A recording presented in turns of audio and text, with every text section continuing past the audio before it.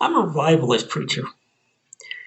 That may not be popular preaching in today's contemporary Christian environment. But if you have a problem with that, go see Dr. Joanne Lyons. She's the one who commissioned me to preach the word in and out of season. For the time was coming when people would not embrace sound doctrine, that they would gather teachers all around them just to scratch their itching ears. Blessed are the peacemakers. Things have been pretty turbulent in our country as of late. Maybe you noticed. I'm reminded of the old Buffalo Springfield song. 1,000 people in the street, carrying banners and signs, mostly saying hooray for our side.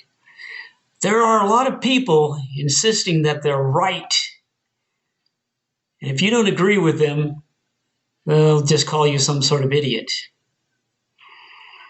Our political debates have come down to name calling and yelling. All in all, people don't seem too particularly happy. Jesus said, "Blessed, happy are the peacemakers." We've been looking at the Beatitudes and describing them as attitudes that we should be.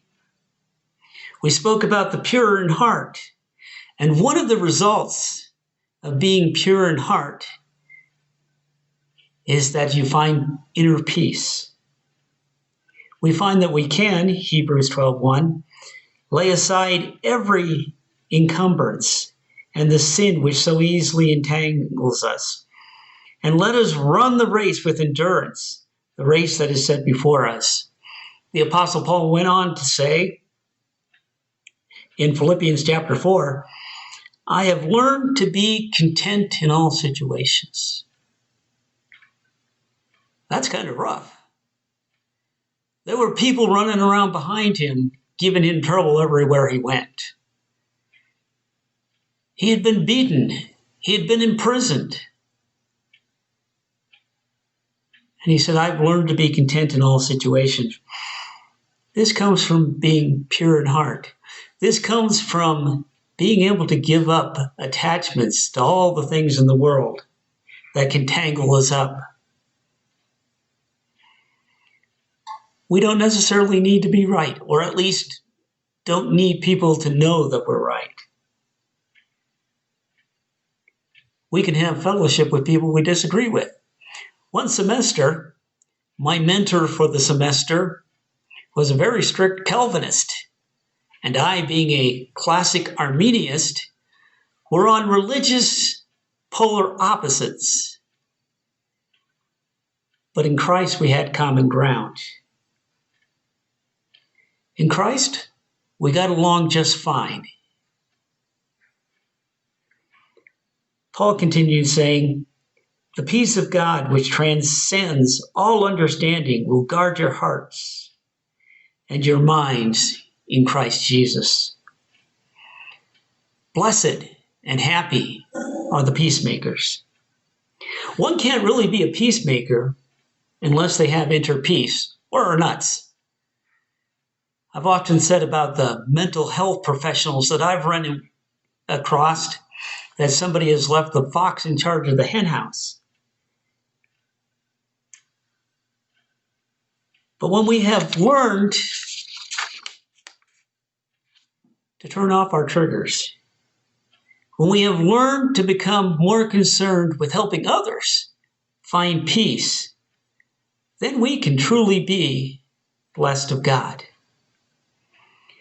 The Apostle Paul wrote in 2 Corinthians 5:18-19, all this is from God, who reconciled us to himself through Christ and gave us the ministry of reconciliation, that God was reconciling the world to himself in Christ, not counting people's sins against them. And he has committed us to the message of reconciliation. What does this tell us? It tells us two things. First, that we should be telling others about the reconciliation work of Christ. Reconciliation is a big theological word. What does it really mean? You can think about it reconciling the checkbook, perhaps. But it says simply that there was a break in the relationship between God and humankind. And Christ came and he mended that break so that we could stand once again in right standing or righteousness before God. The second thing it tells us is that we should be going about helping repair the lives of the broken people that we run across. The word for ministry speaks of attending to a person, aiding a person, and serving a person. But Paul seems to be a little bit confused here. He seems to think that this is the job of everyone. Doesn't he know it's just the job of the paid staff that we've hired? Hey, they're the ones who have been called to do this type of ministry. Let the congregation sit back in their pews and let the blessings flow. And somebody wake them up when the service is over. But Paul says that these things have been committed to us. That literally talks about being placed inside us. It has been grafted into us. The idea is that every Christian should be going about doing the work that Christ has already done. They shall be called the children of God. Those who are peacemakers, those who are doing the work of reconciliation will be identified as those who have the character of God. I used to hang out with some excitable Christians. They wanted everyone to know that they were Christians. So they would go around yelling out Bible verses and preaching as loud as they could. And I think that most people looked at them and said, if this is what a Christian is like, I don't want to be one of those, because they're nuts. James chapter 2 tells us that we don't have to put our theology on the bumper of our car. We don't have to have the biggest Bible that we can find to carry around. We don't have to put a cross around our neck for people to know we're Christians. People will know by the lives we live.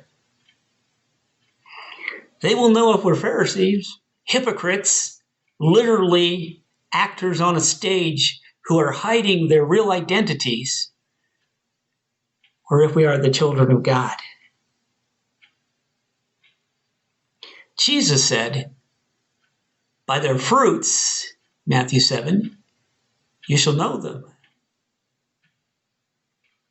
The great evangelist Charles Finney wrote, be inasmuch as the great body of Christians, in fact, live so as to testify on the other side by their conduct, how can we expect that sinners will feel right on the subject?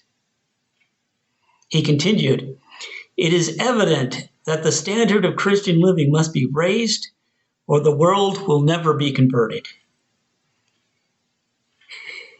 He asserted that the church was as much a stumbling block as anything for people becoming Christians, because the Christians were not living like Christians should.